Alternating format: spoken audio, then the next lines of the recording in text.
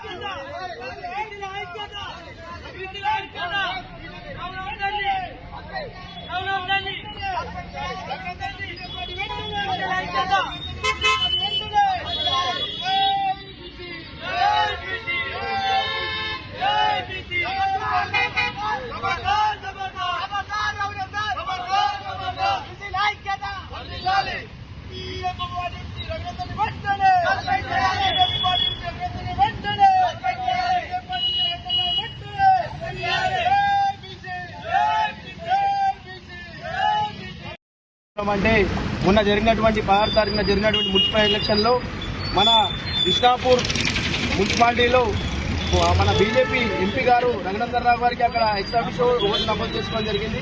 అతను ఎందుకు చేసుకున్నాడు? అక్కడ ఒక కౌన్సిలర్ కూడా గెలవలేదు. అక్కడ ఒక బీజేపీ కౌన్సిలర్ కూడా గెలవనప్పుడు ఎక్సాఫిషియో ఓటు నువ్వు ఎట్లా నువ్వు నమోదు చేస్తున్నావు, ఎట్లా ఓటు చేస్తావు? నువ్వు బీజేపీ అంటారు, నువ్వు బీఆర్ఎస్ కోవట్టువా? నువ్వు కోవట్టువా? బీఆర్ఎస్ నువ్వు అమ్ముడు పోయినావా? ఎంత తీసుకున్నావు తెలవాలి. ఇప్పుడు నువ్వు అక్కడ ఓటు వేయడం వల్ల ఒక బీసీ బిడ్డ అయినటువంటి నీలం కవిత గారి మీద మీరు ఇంత కుట్రపూరితమైన చేస్తున్నారు. మీకు ఇది అన్యాయం అయింది. బీసీలను దొక్కే ప్రయత్నం చేస్తున్నారు రఘునందన్ రావు గారు. ఇక్కడి నుంచి మీ మతం స్టార్ట్ అయింది. దుబాకలో మీరు ఎలా గెలుస్తారు? నెక్స్ట్ మీరు ఓట్లు అడుగుతారు కదా, అప్పుడు చూసుకుందాం మేము. మీరు ఖబర్దార్ హెచ్చరిస్తున్నాము. మీరు మున్సిపల్ ఎలక్షన్ లో మీరు ఏం చెప్పారండి?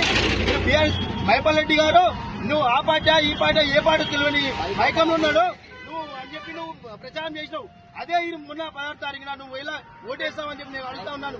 ఈరోజు డిమాండ్ చేస్తా ఉన్నాం. బీజేపీ పార్టీ వెంటనే రఘునందన్ రావును సస్పెండ్ చేసి మన ఎంపీ కూడా రాజీనామా చేయాలని మేము డిమాండ్ చేస్తా ఉన్నాం ఈరోజు.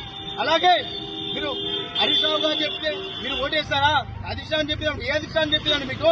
హరీష్ రావు గారు చెప్తే మీరు పోయి ఓటేసి అక్కడ ఒకటే కార్లో పోయి అయినా బీఆర్ఎస్ కాంగ్రెస్ అని తెలియని మైపాలతో మీరు పోయి మీరు ఒకటే మీరు ఇలా బీసీలను తొక్కే అణగదొక్కే ప్రయత్నం చేసి ఇలా కుట్రపూరితం చేసి మీకు అక్కడ పోయి ఓటేయడం జరిగింది. మీరు ఓటేయడం వల్ల ఇప్పుడు ఒక మహిళ నీలం బీసీ బిడ్డ అయినటువంటి నీలం కవిత గారు అక్కడ చైర్మన్ అవుతుండే.